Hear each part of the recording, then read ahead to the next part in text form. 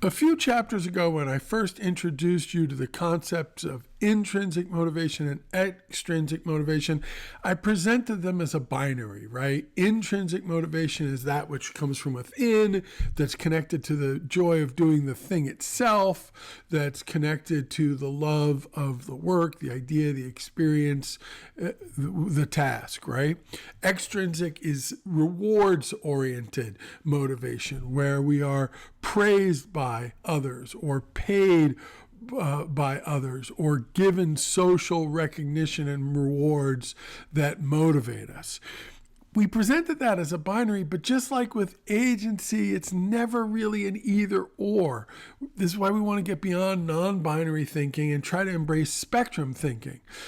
An example of the power of spectrum thinking to open up new ways of imagining the human experience is when we think of intrinsic and extrinsic not as opposites but as spectrums, we start to recognize that in reality our motivations are always a mix of intrinsic and extrinsic. Sometimes we do the very same thing both for ourselves and for others. Sometimes we do something both because we love it in and of itself and because society values it or others value it or will be paid for it.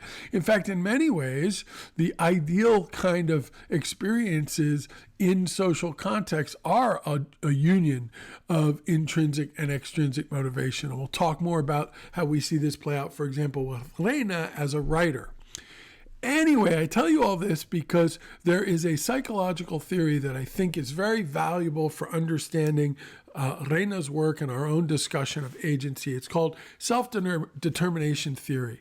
And it works from the starting point that what we've been calling intrinsic and extrinsic motivation is a spectrum, not a binary, and that we can think about ways that will help us move toward the intrinsic end of the spectrum and away from the extrinsic end of the spectrum. Or we can think about things that enhance our sense of intrinsic motivation and minimize our sense of extrinsic, external controlling forces.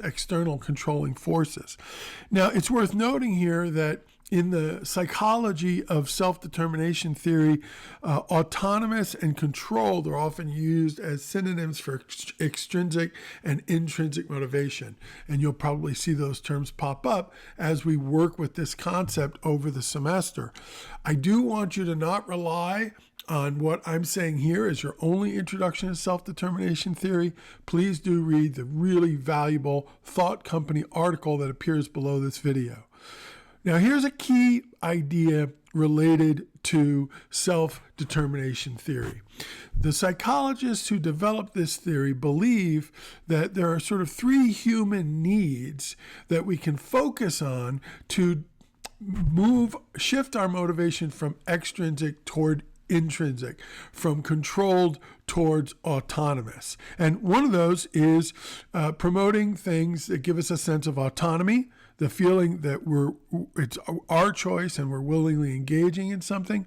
Competence, the sense of mastery, of being able to do something, of having a skill or ability, of being effective. And then finally, relatedness, connection. Now, if you think about this, we've been talking about all these ideas already and kind of using different terminology for them.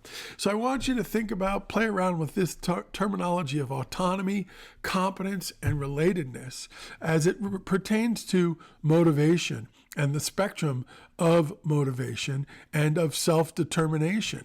And I want you to really think about how it works in chapters 13 and 14. So you're going to see-tech that Thought Company article you see below about self-determination theory. And then I want you to look at chapters 13 and 14 of Grande's book. I like to call 13 the daddy issues chapter. She does some really interesting examination of her first full-time job, her experience of manual labor, how that gives her a more empathetic sense of where father's coming from. She has a romance with an older guy named Gabe, and then she has an experience at Gabe's home, which raises questions about Gabe's dream, Gabe's home, and her own dream of a home and her own dreams. So again, Reina is exploring this question of self-determination, and I think you're going to see that self-determination is obviously a synonym for agency, and these ideas of autonomy and competency and relatedness are ways of thinking about agency as self-determination. Finally, Reconciling with Betty, chapter 14, is a really cool look at seeing Betty and how she moves towards self-determination or agency, and an opportunity to think about the role that autonomy and competence and relatedness work for her. I think all three of those roles are a really important part of what happens for Betty in chapter 14 and what happens to their relationship. So once again, this discussion of agency is a discussion of self-determination, and agency and self-determination are really the same thing, but always parts of spectrums. And we always want to be moving toward agency, moving towards self-determination, but recognizing how complicated that is. It's very a simple this, that, yes, no, autonomous, controlled, intrinsic, extrinsic. But there may be a value in thinking about ideas of autonomy, competence, and relatedness as we think about our quest for self-determination and agency. And we're going to see that play out in Reina's chapters.